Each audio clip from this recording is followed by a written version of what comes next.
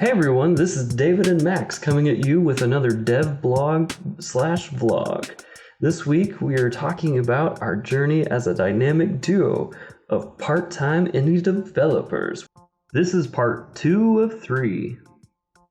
We originally were going to do this is one whole, but we just got so into it that we're going to have to split it up into a couple of parts. And now the fun part, which is the struggles of the dynamic duo journey.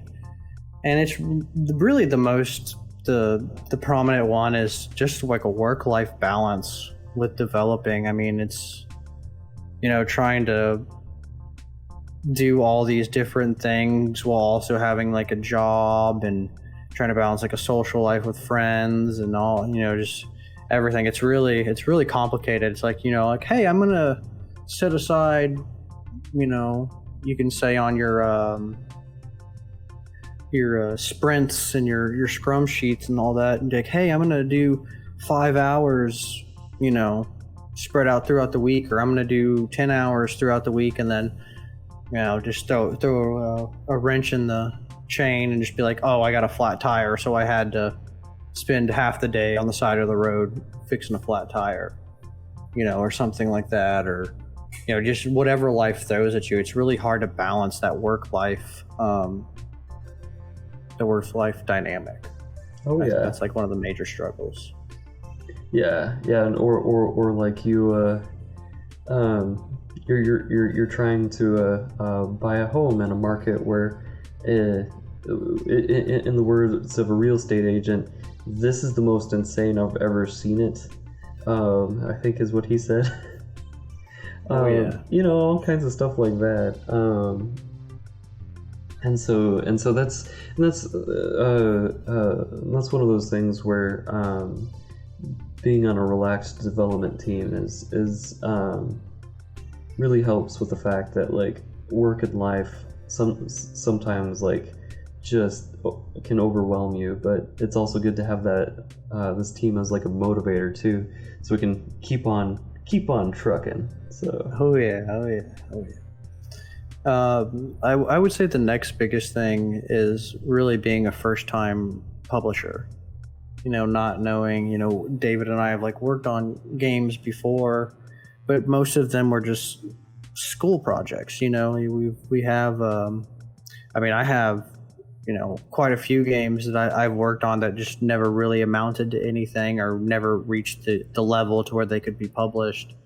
And this is really the first game that we're going all the way with it. So like everything on the first time of anything, you're going to have bumps and scrapes and bruises going through whatever you're doing. This case being publishing, you're going to have those growing pains that you have to kind of push through.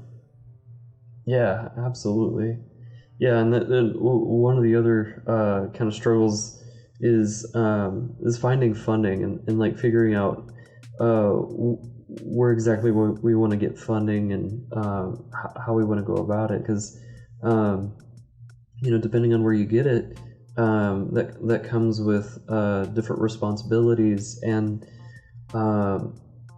different legal hookups if you fail to meet expectations. So that's a fun hurdle that we're currently trying to overcome. Oh yeah, I think we're doing what we need to do to get the funding done. We have some surprises and some stuff that we're gonna announce a little later on about that, and kind of gonna talk about our process of getting funding as well on maybe another dev vlog. Absolutely.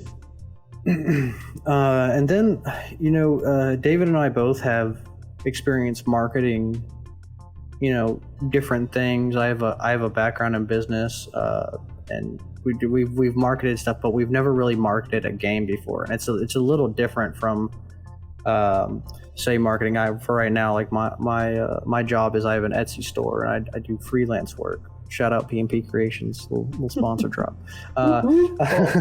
Follow him, yeah. Yeah, and marketing for that and marketing for a game, it's just two different worlds, man. Two different worlds. You gotta put.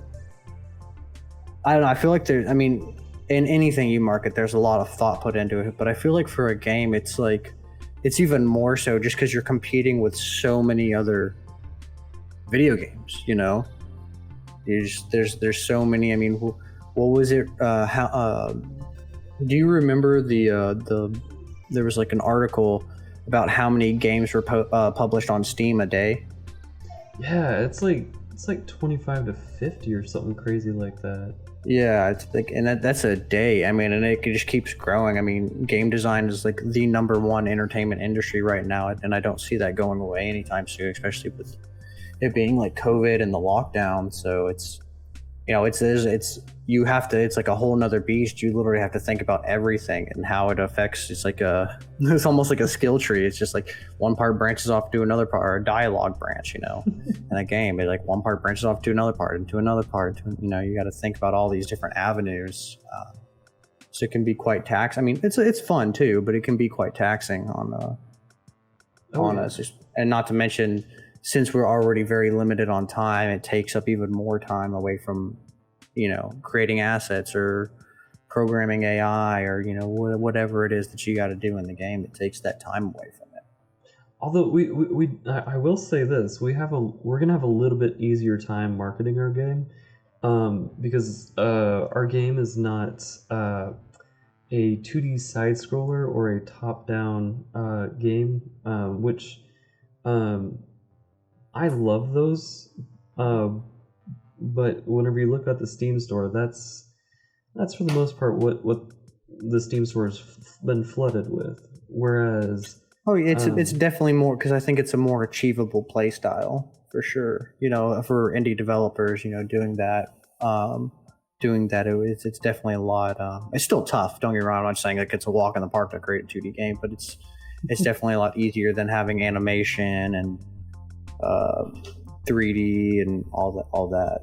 And physics and all that. Yeah, it's physics, boy, physics. Yeah, it's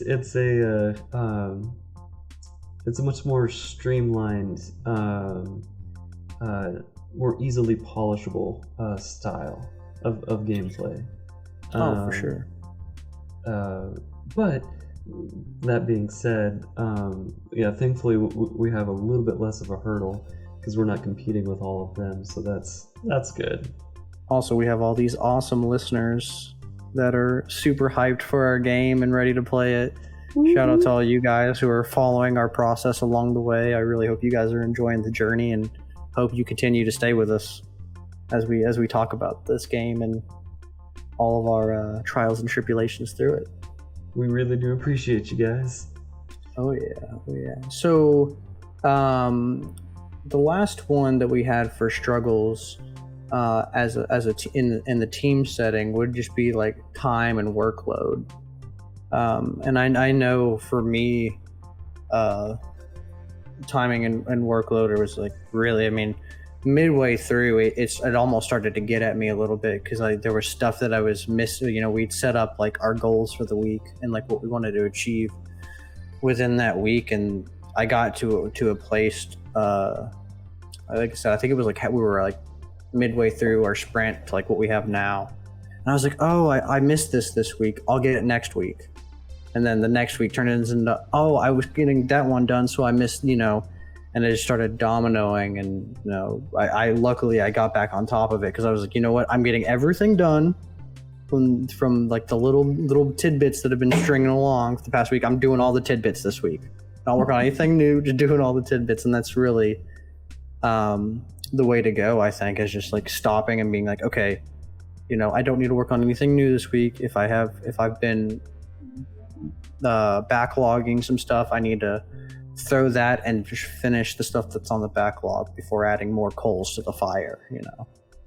Absolutely, yeah, and that's something that I've had some struggles with, because I'm like, because estimating time on like art or programming, I mean, like, you're like, oh yeah, no, like I can totally get that done in like an hour or two, and then you get into it And then it's like, yeah, no, that should have been like a whole week sort of deal. Oh yeah, I think it's that optimism, man. You're just like, yeah, I can do it. Yeah, I can. It's not even from like a thing of like I'm just trying to be cocky and stuff like that. I'm just like I really think that. I'm like, yeah, like that seems like an accurate timeline. I think I can really get that done and do that in, 2 days when it should really take me like 4 days, or something like that. Oh yeah. All right. Well, thank you, everybody who's like tuned in and is listening. We're really excited about the future of Tanks of the Phoenix, man. I mean, I think this is really going to be an awesome game. I mean, obviously, we're making it, so, but I think we got something going here, and I just wanted to take a second to say thank you for everybody who's supported us so far. I mean, this is, we started out as like a little nugget of an idea, and just turned into something crazier than anything I ever thought it was going to be. So I'm really happy with our progress and our journey so far, and I hope you guys continue to tag along for the ride. Yeah, thank you guys so much for all the likes and everything like that. I can't tell you how much it means to us whenever we post a video and you're like, dude, I like that. Like it really helps us out. So. Oh yeah. And for any of our first time listeners, you can also we're gonna do a little plug in here. We have a Facebook page, an Instagram, Twitter, YouTube, and TikTok. And if you type in Tanks of the Phoenix to any of them, we have a little tank logo with wings. I'm sure you could find it on any of those. So just like, subscribe, smash the bell, whatever that social media tells you to do to stay updated, because every week we're posting 2 to 3 times a week about just new content and the things that we're going through that week. So if you want more content, be sure to check those out. And that's Tanx with an X. Oh yeah. Thanks everybody. Of the Phoenix. Hey, thanks y'all. Thanks. Bye-bye.